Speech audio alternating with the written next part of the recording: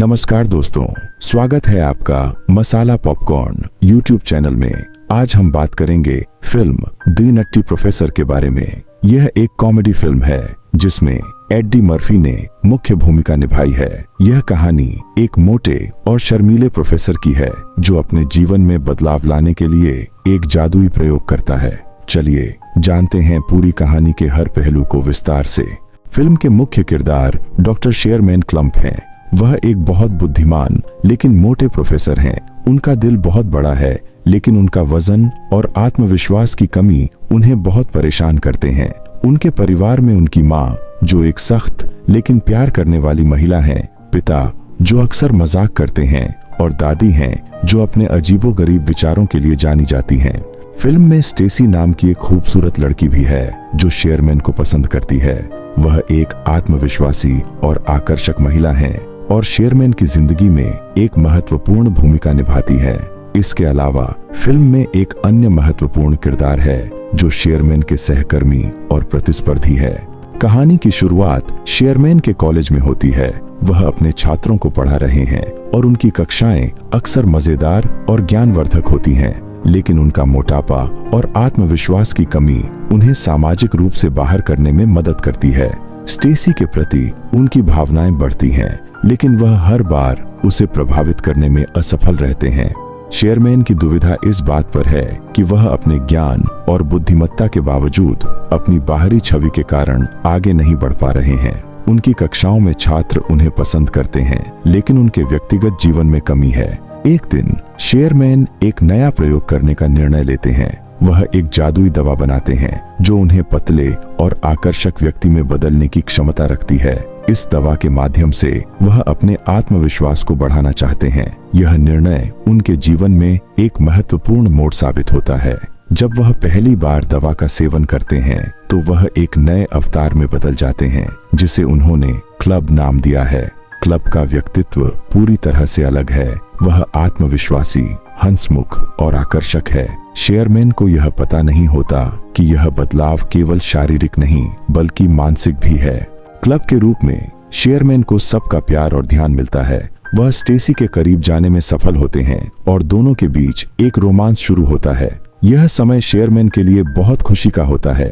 वह क्लब के रूप में पार्टी करते हैं, दोस्तों के साथ समय बिताते हैं और हर चीज का आनंद लेते हैं। शेयरमैन का परिवार भी क्लब के व्यक्तित्व को देखकर हैरान होता है। उनकी माँ, पिता और दादी सभी उन्हें देखकर प्रभावित होते हैं और उनका मनोबल बढ़ाते हैं। शेयरमैन को लगता है कि वह आखिरकार अपने जीवन में खुशी पा रहे हैं, लेकिन यह खुशी लंबे समय तक नहीं रहती। जैसे जैसे कहानी आगे बढ़ती है, शेयरमैन को यह एहसास होता है कि क्लब के रूप में जीना इतना आसान नहीं है। उसकी असली पहचान छिपी हुई है और वह कभी भी क्लब के रूप में स्थायी नहीं रह सकता। दवा के दुष्प्रभाव भी सामने आने लगते हैं।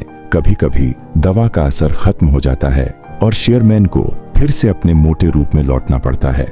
शेयरमैन के लिए यह संघर्ष बहुत कठिन होता है। वह जानने लगता है कि वह केवल दवा के सहारे खुशी नहीं पा सकता, साथ ही उसकी दवा की लत भी बढ़ने लगती है और वह इसकी आदत में पड़ता जा रहा है। शेयरमैन का परिवार उसकी नई पहचान को स्वीकार नहीं करता। उनकी माँ और पिता उसे समझाने की कोशिश करते हैं कि असली खूबसूरती आत्मविश्वास में है, न कि बाहर के दिखावे में। यह पारिवारिक तनाव उसे बहुत परेशान करता है और वह सोचने पर मजबूर हो जाता है कि उसे अपने असली रूप को अपनाना चाहिए। उसका परिवार उसे याद दिलाता है कि उसके असली गुण उसकी बुद्धिमत्ता और उसके दिल में है।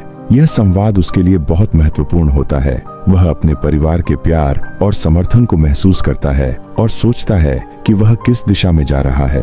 क्लब का जादू धीरे धीरे खत्म होने लगता है। शेयरमैन को यह एहसास होता है कि वह अपने असली रूप को छोड़कर कुछ नहीं कर पा रहा है। दवा का असर कम होने पर वह फिर से अपने मोटे रूप में लौटता है। इस बार वह निर्णय लेते हैं कि वह अपनी असली पहचान को अपनाएंगे और क्लब को छोड़ देंगे। यह निर्णय आसान नहीं होता क्योंकि क्लब का व्यक्तित्व उसे बहुत आकर्षित करता है, लेकिन अंततः शेयरमैन समझते हैं कि असली खुशी अपने असली रूप में जीने में है। वह अपने आप से वादा करते हैं कि वह खुद को स्वीकार करेंगे और खुद को प्यार करेंगे। शेयरमैन अपने असली रूप में लौटने का प्रयास करते हैं। इस प्रक्रिया में वह खुद को स्वीकार करना सीखते हैं। उन्हें समझ आता है कि उन्हें अपनी पहचान पर गर्व होना चाहिए, चाहे वह कैसे भी दिखते हों। वह अपनी बुद्धिमत्ता और अपने परिवार के प्यार को महत्व देने लगते हैं। इस दौरान स्टेसी भी उनकी मदद करती है। वह उन्हें प्रेरित करती है और उनके असली रूप को अपनाने के लिए प्रोत्साहित करती है। शेयरमैन को यह समझ में आता है कि प्रेम किसी बाहरी दिखावे से नहीं बल्कि दिल की गहराई से होता है। क्लाइमेक्स में शेयरमैन स्टेसी से अपने असली रूप में मिलने का फैसला करते हैं। वह उसे समझाते हैं कि वह क्लब नहीं है बल्कि वही मोटा और शर्मीला प्रोफेसर है। स्टेसी उनकी बात सुनती है और उन्हें स्वीकार करती है। यह पल शेयरमैन के लिए बहुत बड़ी बात होती है। इस दृश्य में फिल्म ने दर्शकों को यह सिखाया कि असली प्यार वही है जो बिना किसी दिखावे के होता है। शेयरमैन के लिए यह एहसास कि स्टेसी उनके असली रूप को स्वीकार कर रही है उन्हें एक नई ऊर्जा देता है। फिल्म का अंत बहुत ही प्रेरणादायक होता है। शेयरमैन अपनी पहचान को स्वीकार कर लेते हैं और अपने परिवार के साथ एक नई जिंदगी शुरू करते हैं। वह समझ जाते हैं कि असली खूबसूरती अंदर से होती है और आत्मसम्मान सबसे महत्वपूर्ण है। शेयरमैन अब अपने परिवार के साथ एक स्वस्थ जीवन जीने का निर्णय लेते हैं। वह अपने वजन को नियंत्रित करने का प्रयास करते हैं और इसके लिए स्वस्थ जीवन शैली अपनाते हैं। यह बदलाव न केवल शेयरमैन के लिए बल्कि उनके परिवार के लिए भी एक सकारात्मक उदाहरण बन जाता है। फिल्म का एक और महत्वपूर्ण संदेश है कि हमें अपने अंदर की खूबसूरती को पहचानना चाहिए। भले ही हम कैसे भी दिखते हों, हमें अपने गुणों और प्रतिभाओं पर ध्यान केंद्रित करना चाहिए। शेयरमैन का सफर हमें यह सिखाता है कि आत्मसम्मान और खुद से प्यार करना सबसे जरूरी है। जब हम खुद को स्वीकार करते हैं तभी हम दूसरों के प्यार के योग्य बनते हैं। द नट्टी प्रोफेसर एक मजेदार और दिलचस्प फिल्म है जो हमें आत्म स्वीकृति का महत्व बताती है। इस फिल्म में हास्य, प्रेम और परिवार के रिश्तों का खूबसूरत मिश्रण है। उम्मीद है आपको यह फिल्म पसंद आई होगी। अगर आपको हमारा वीडियो पसंद आया हो तो लाइक और सब्सक्राइब करना न भूलें। इस कहानी से हमें यह संदेश मिलता है कि जीवन में सच्चा सुख केवल अपनी पहचान को अपनाने में है। धन्यवाद।